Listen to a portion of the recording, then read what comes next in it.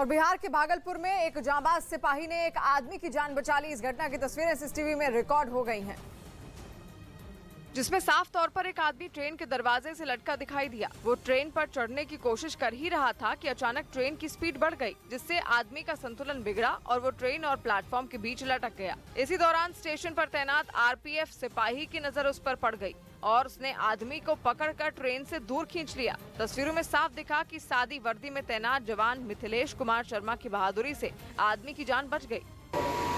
हाँ यार, यहाँ से खींचना पड़ेगा उसको। सावन की वजह से सुल्तानगंज स्टेशन पर कई ट्रेनों का स्टॉपेज हो गया है। ब्रह्मपुत्र मेल पर चढ़ने की कोशिश करते हुए आदमी के साथ हादसा हो गया। जवान की बहादुरी को देखते हुए उसे अवार्ड के लिए अधिकारियों को लिखा गया है। रूस के राष्ट्रपति पुतिन ने ईरान पहुंचकर अमेरिका के खिलाफ मोर्चेबंदी तेज कर दी। यूक्रेन की जंग में अमेरिका ने बड़े पैमाने पर हथियार देकर जेलेंस्की की मदद की और इसी बात से पुतिन युद्ध की शुरुआत से ही बाइडेन पर भड़के हुए हैं और अब वो उस देश के दौरे पर हैं जो अमेरिका से पहले ही चिढ़ा हुआ है, क्योंकि बाइडेन के इजरायल दौरे से ईरान बुरी तरह नाराज है। असल में बाइडेन ने अपने इजरायल दौरे में ये ऐलान कर दिया था कि वो ईरान को किसी भी कीमत पर परमाणु हथियार नहीं बनाने देंगे। साथ ही उन्होंने ये भी साफ कर दिया था कि ईरान के ऐसे किसी भी कदम को रोकने के लिए अमेरिका अपनी पूरी ताकत लगा देगा। माना जा रहा है कि पुतिन अपने इस दौरे का इस्तेमाल करके ईरान को और करीब लाने की कोशिश करेंगे, जिससे अमेरिका की टेंशन बढ़ सकती है, क्योंकि पश्चिमी मीडिया के मुताबिक दोनों देशों के बीच हुई हथियारों की एक डील पर अमेरिका पहले ही चिंता जता चुका है। दावा किया गया कि इस डील के तहत ईरान रूस को बड़ी संख्या में घातक ड्रोन सप्लाई करेगा और खबर है कि इन ड्रोन का इस्तेमाल पुतिन की सेना यूक्रेन में जारी जंग में करेगी। पश्चिमी मीडिया ने दावा किया कि इनमें कई ड्रोन दुश्मन पर मिसाइल दागने की भी ताकत रखते हैं, जिनके इस्तेमाल के लिए ईरान रूस के सैनिकों को स्पेशल ट्रेनिंग भी देगा।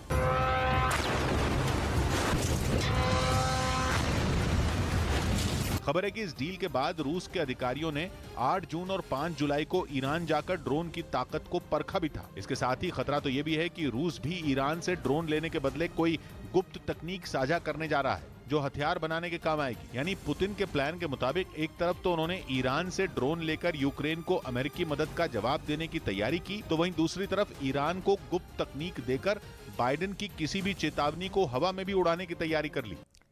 और उधर यूके में जबरदस्त गर्मी के कहर ने अब तक सारे रिकॉर्ड तोड़ दिए हैं। लंदन में तो पारा पहली बार 40 डिग्री सेल्सियस के ऊपर पहुंच गया है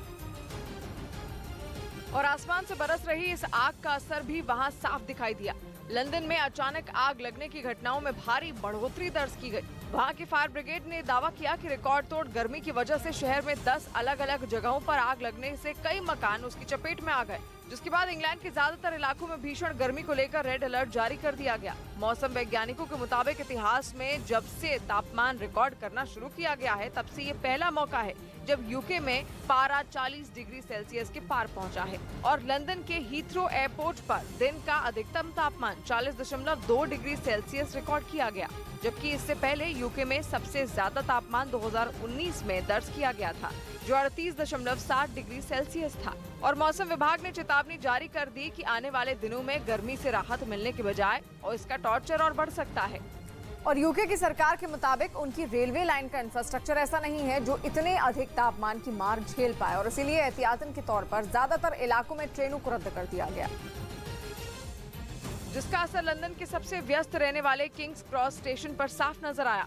वहाँ रेलवे स्टेशन पर लगी स्क्रीन पर लोगों को सभी ट्रेनें रद्द होने की जानकारी दे दी गई, जिसकी वजह से लोगों को भारी परेशानी का सामना करना पड़ा। Our train's been cancelled and we have no alternative but to stay in London for another day. वही रेलवे स्टेशन पर लोगों के लिए भीषण गर्मी से बचने के लिए जरूरी जानकारी लिखे साइन बोर्ड भी लगा दिए गए। हालांकि दूसरे देशों से आए कुछ पर्यटकों ने ट्रेन रद्द किए जाने के फैसले पर हैरानी जताई। All the trains are cancelled due to heat, which I don't get it. आशंका है कि यूके में तापमान 43 डिग्री सेल्सियस को छू सकता है।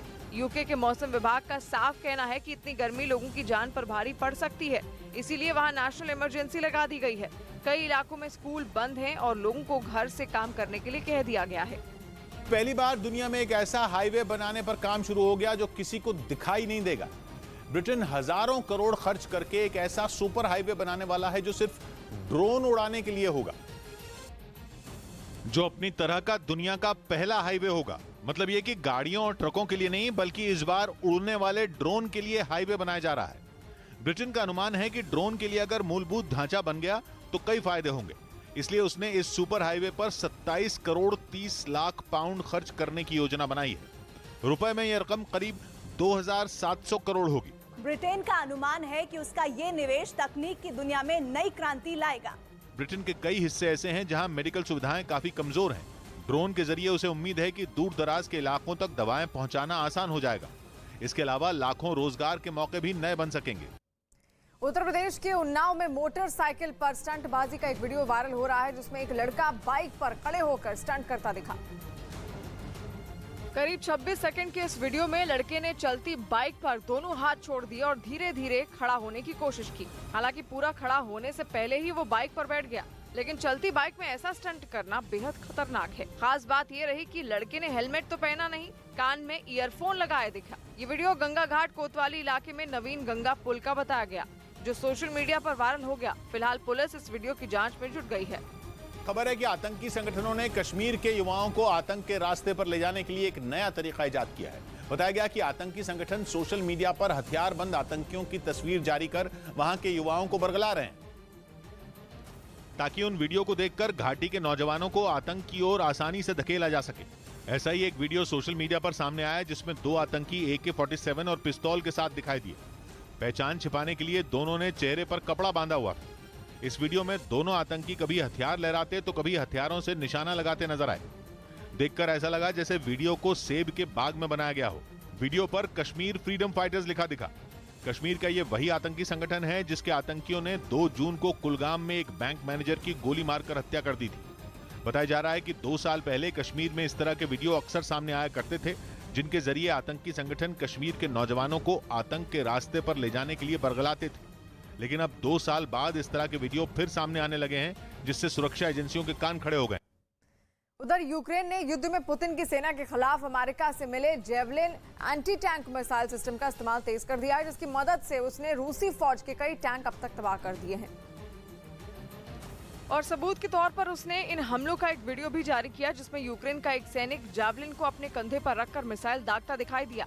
उससे पहले रूस के घातक T-80 टैंक को निशाना बनाया गया और फिर उस पर मिसाइल दाग दी, जिसने आसमान का सीना चीरते हुए बेहद तेज रफ्तार के साथ दुश्मन के टैंक की ओर बढ़ना शुरू कर दिया।